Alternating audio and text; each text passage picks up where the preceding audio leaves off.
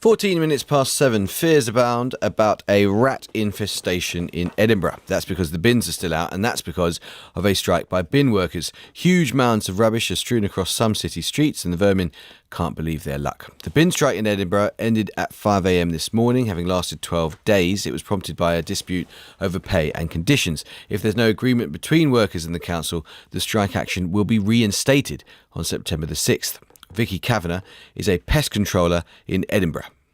I think the calls will start to increase quite massively once all the rubbish in the city starts to get cleared up. So as the bin men go back and the streets become cleaner, then we will start to see the rodents look for alternative food sources rather than being out on the streets.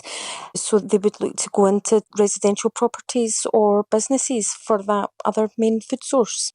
Scott Arthur is the Transport and Environment Convener at the City of Edinburgh Council for Labour. Mr Arthur, good morning. Good to speak to you again.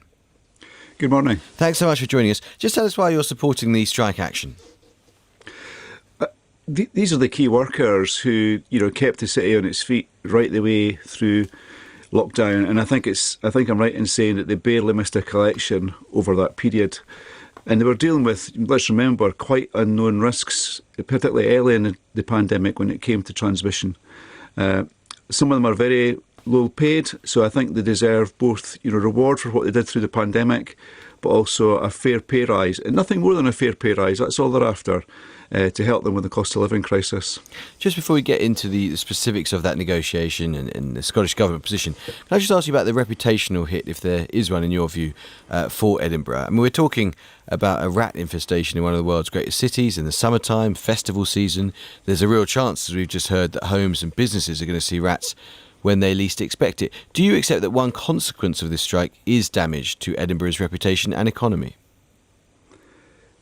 Well, that might be a consequence, of course, but let's hope that doesn't happen. I have to say, I cycled in this morning, 6:30, 7 o'clock, coming through the city centre, and I'm afraid to say I didn't see any rats, but I don't doubt they're on the rise.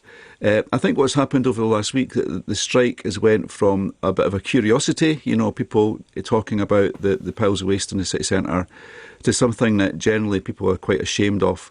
And even on my bike this morning, as I was whisking past some of the bins, I could certainly smell what was happening inside those piles of rubbish. But I'm happy to say that, as I was coming through the city centre, I've seen 2 mechanical sweepers out doing their business. And so hopefully we'll get the city back on its feet as soon as possible. Okay. We're back to where we were. Forgive me for interrupting. Let me put to you the position of Nicola Sturgeon. She says the new offer to Scottish local authorities is backed by a further £200 million of Scottish Government funding over this year and next year. This ensures the previous 5% offer is topped up to £1,925 for all those earning below £39,000. For those earning £20,000, it delivers £2,000, equivalent to 10%. At a time when the public purse is very strained, why isn't that a fair offer? Well, fundamentally the reason it's not fair is it doesn't equal what workers in England are getting. Workers in England are getting £1,925 per year, whereas in Scotland what's happening is they are getting the same amount, but for 1 year only. So part of the rise will continue on, but a large part of it is a one-off cash payment.